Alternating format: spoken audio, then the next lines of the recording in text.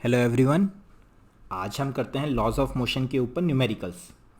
तो last class में मैंने आपको दो होमवर्क दिए थे, क्वेश्चन नंबर 6 और 7। चलिए जी अब उसको डिस्कस करते हैं। तो अगर आपने ट्राई किए हैं बहुत अच्छी बात है, अगर ट्राई नहीं किए तो पहले ज़रूर खुद से ट्राई कर लेने हैं, फिर ही डिस्कस करने का कुछ आपको अच्छा लगेगा। तो क्वेश्चन नंबर 6 जो भी अभी तक हुआ है उन सबको रिवाइज करना था आपको। अभी तक हमने 3 टाइप की फोर्सेस पढ़ी हैं। First weight, second is contact force या normal reaction, and third one is tension in the string. चलिए जी वो सारी बातें रिवाइज करके जो न्यूमेरिकल्स हमने किए हैं वो अच्छे से रिवाइज करके फिर ही ये क्वेश्चन में हाथ डालना। तो on a fixed wedge masses m1 दे रखा है हमें 10 kg, m2 दिया हुआ है 7.5 kg, are connected by a light string as shown in figure. The wedge is smooth, तो अभी हमने फ्रिक्शन का कंसेप्ट नहीं पढ़ा तो सारी चीज़ें स्मूथ हैं। Pulley is also smooth and fixed, तो पुली का कोई मास नहीं दे रखा तो मासलेस एंड फ्रिक्शन लेस मानेंगे। तो उससे क्या होता था, पुली के लेफ्ट वाली स्ट्रिंग में एंड पुली के राइट वाली स्ट्रिंग में टेंशन सेम होती थी। अब एक बारी के लिए समझो, जैसे ना यहाँ पे मैंने 7.5 kg के नीचे हाथ रखा हुआ है, 7.5 kg के नीचे हाथ रखा हुआ है। जैसे ही मैं हाथ हटाता हूँ तो मतलब at t is equal to zero, starting में जैसे ही हाथ रखा हुआ है तो स्पीड कितनी है इसकी, ज़ीरो, कोई कहीं मूव नहीं कर रहा। अब जैसे ही मैंने हाथ हटाया तो ये 7.5 kg वाला जो मास है ये नीचे जाएगा, ये नीचे की तरफ जाएगा जैसे ही हाथ हटाया। लेट से ए एक्सेलरेशन से। कई बच्चों को लग रहा होगा कि ये नीचे क्यों जा रहा है, ये इसको तो ऊपर जाना चाहिए, बट ऐसा नहीं है, ये ही नीचे जाएगा। क्यों?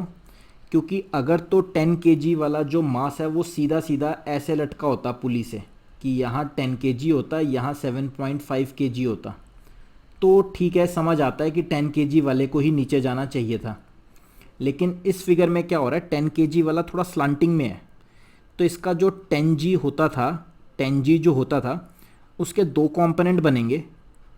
एक कंपोनेंट यहाँ रह जाएगा, एक कंपोनेंट उसको नीचे लेके जाने में हेल्प करेगा।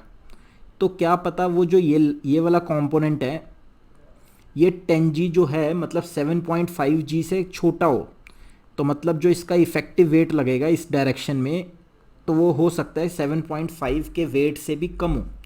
तो इस वजह से हमने क्या मान लिया एक बारी के लिए, क्योंकि क्वेश्चन को देख के भी यही फील हो रहा है जैसे when m2 is just released, तो मैंने सेकंड मास को, ये जो 7.5 kg वाला मास है इसको जस्ट रिलीज़ करा, तो what distance it will travel in next 2 seconds, मतलब कि ये नीचे की तरफ जाएगा और अगले 2 सेकेंड में कितना डिस्टेंस रिलीज़ मतलब ट्रैवल कर लेगा, ये हमें निकालना है।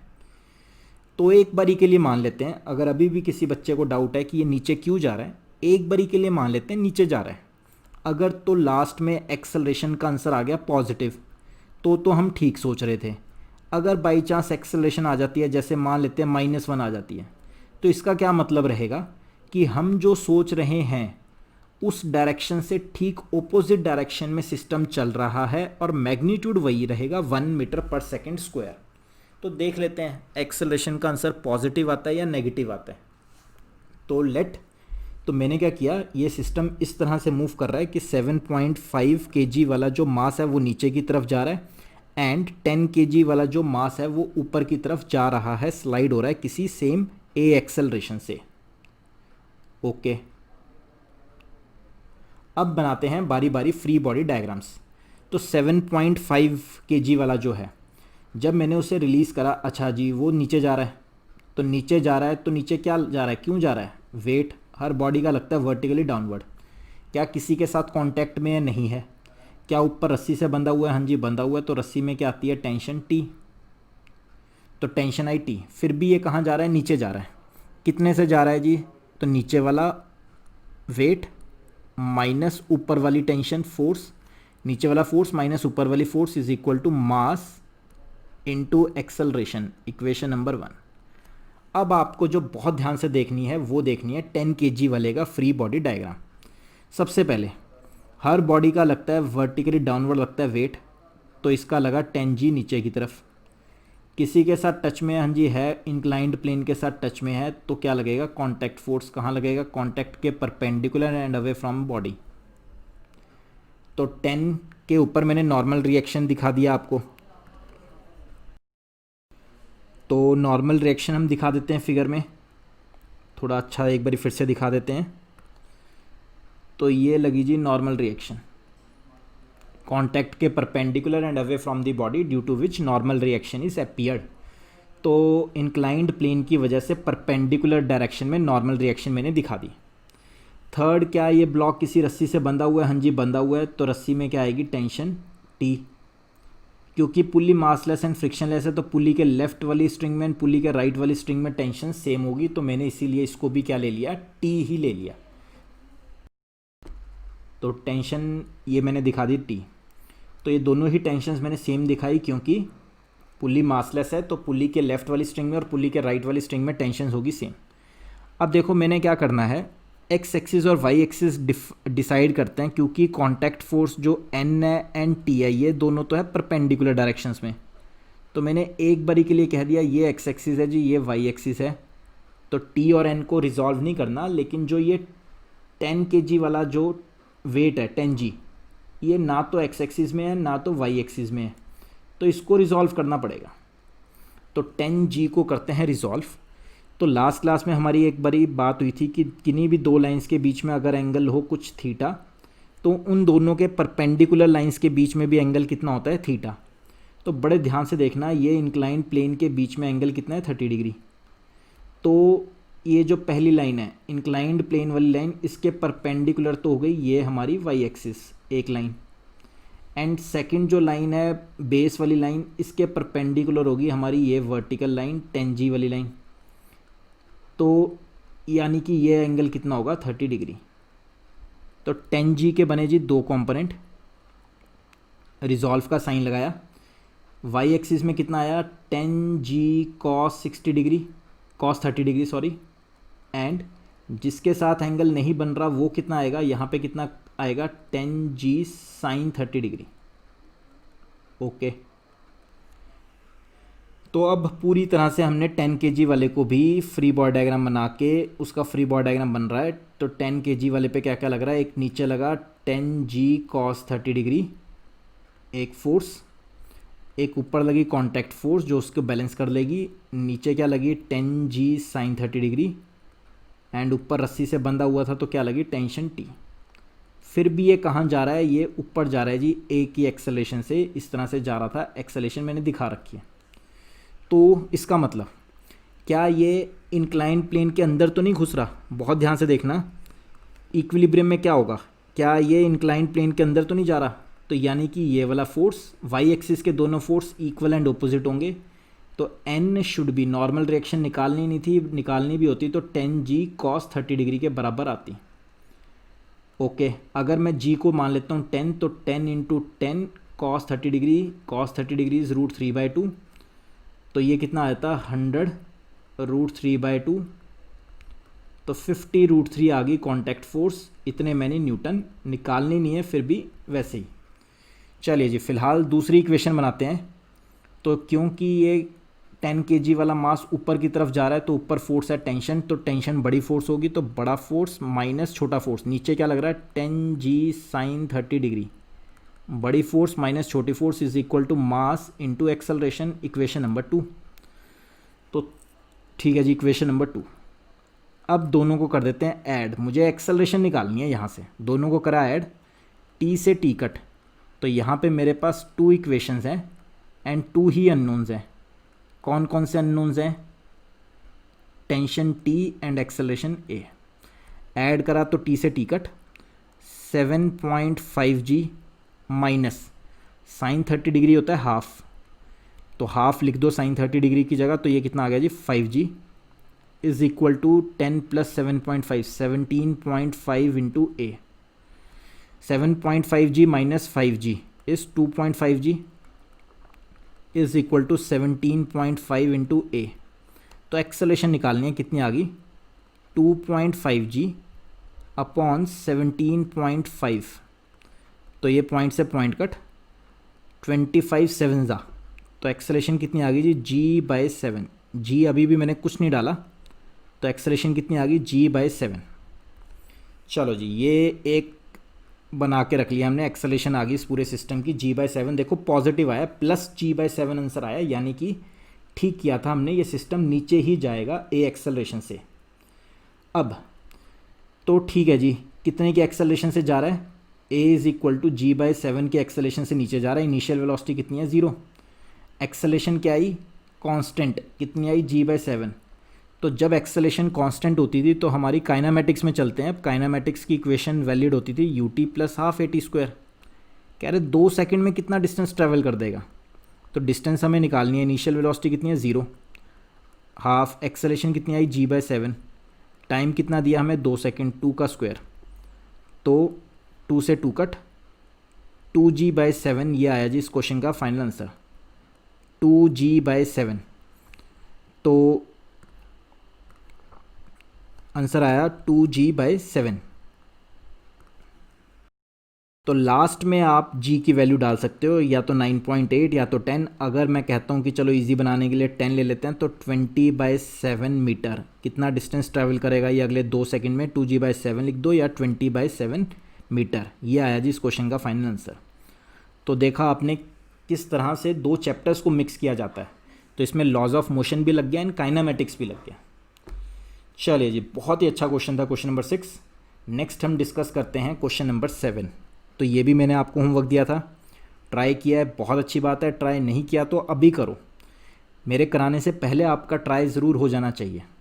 तो क्वेश्चन था blocks A and B rest, सारा सिस्टम रेस्ट में, on a horizontal surface in contact with each other, pushing forces F1 and F2 are applied as shown in figure. तो F1 F2 लगा रखे हैं।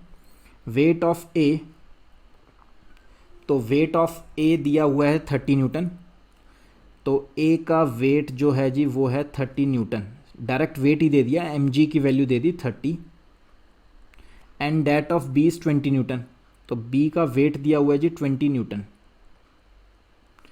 Find the force F1 and the normal reactions between all surfaces. एक चीज़ जो missing है इस question में, तभी शायद आपने ट्राई ढंग से हो नहीं पाया होगा, F2 की वैल्यू भी दी हुई है 15 न्यूटन, ये भी गिवन है, F2 गिवन है।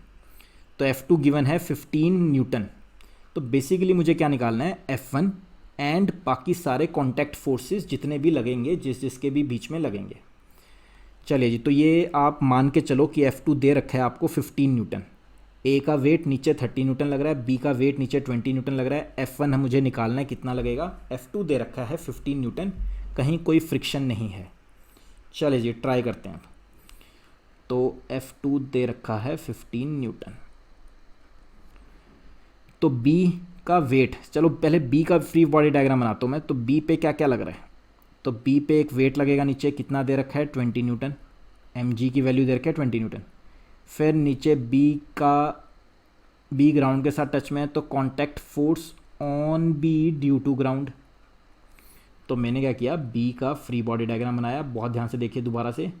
सबसे पहले वेट हर बॉडी का लगता है, वर्टिकली डाउनवर्ड लगता है, लगा दिया। Second is contact force, ground के साथ टच में है तो contact force on B due to ground, okay.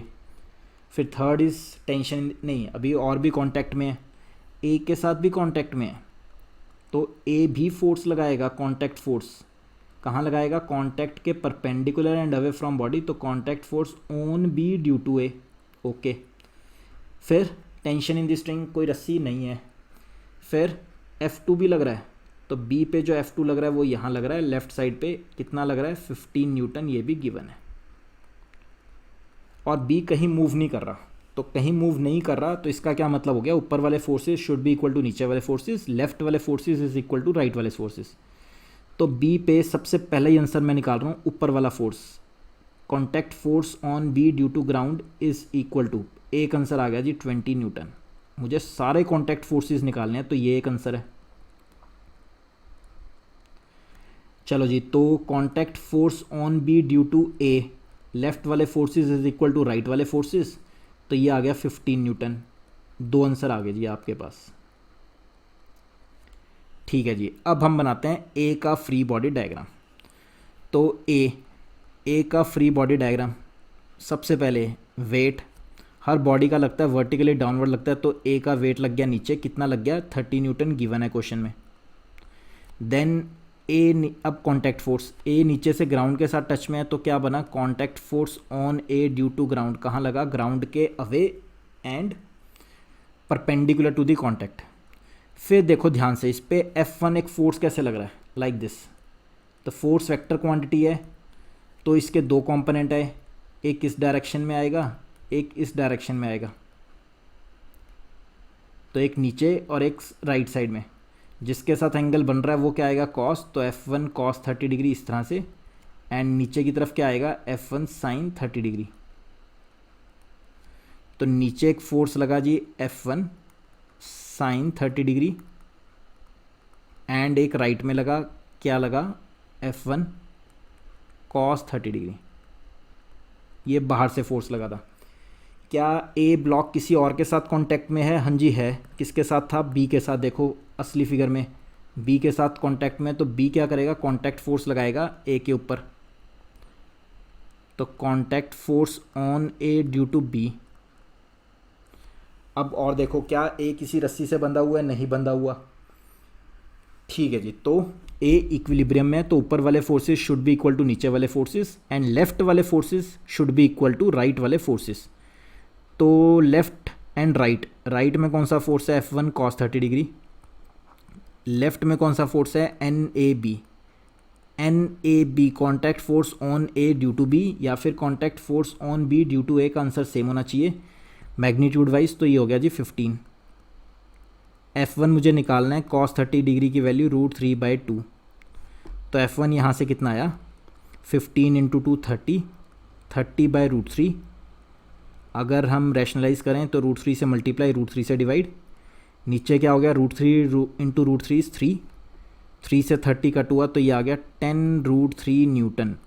एक आंसर ये आ गया, F1 की वैल्यू आ गई, निकालने को बोला था 10√3 न्यूटन। तो 3 आंसर आ गए, एक और रह गया अभी भी, NAG यानी कि contact force on A due to ground. चलिए जी, तो ऊपर वाले forces should be equal to नीचे वाले forces. Contact force on A due to ground is equal to नीचे F1 sign 30, F1 sign 30, sign 30 मतलब 1/2 प्लस 30 न्यूटन। तो F की वैल्यू कितनी आई थी, F1 की वैल्यू अभी अभी हमने ऊपर निकाल लिया, 10√3/2 प्लस 30 डिग्री 30। तो 2 से ये 10 कट, आंसर कितना आ गया जी, 5√3 प्लस 30, इतने मैनी न्यूटन। तो ये आया जी हमारा 4th आंसर। तो F1 निकालना था और सारे कॉन्टैक्ट फोर्सेस निकालने थे जिसके बीच में भी जो लग रहे हैं। तो हमने बहुत अच्छे से ये पूरा क्वेश्चन किया। आई होप आपको अच्छा लगा होगा, पूरा क्वेश्चन ढंग से समझ आया होगा। नहीं भी आया, एक बार वीडियो फिर से देख लीजिए, आपको गारंटेड 100% ज़रूर समझ आएगा। चलिए जी, if you like our video please press the like button and keep sharing the video with your friends. बहुत अच्छे क्वेश्चन हमने कुछ डिस्कस किए, ख़त्म कभी नहीं होते। निकालो RD Sharma, HC Verma book लो, प्रदीप्स लो, मॉडर्न ABC लो, कोई भी फिज़िक्स की अच्छी सी बुक लो, और आप बिना फ्रिक्शन वाले क्वेश्चन, लॉज ऑफ मोशन के, सब ट्राई कर सकते हो। नेक्स्ट क्लास में हम फ्रिक्शन डिस्कस करेंगे, फिर उसके न्यूमेरिकल्स करेंगे। चलिए जी, इसको अच्छे से रिवाइज करके रखना। Thank you guys, thank you so much, God bless you.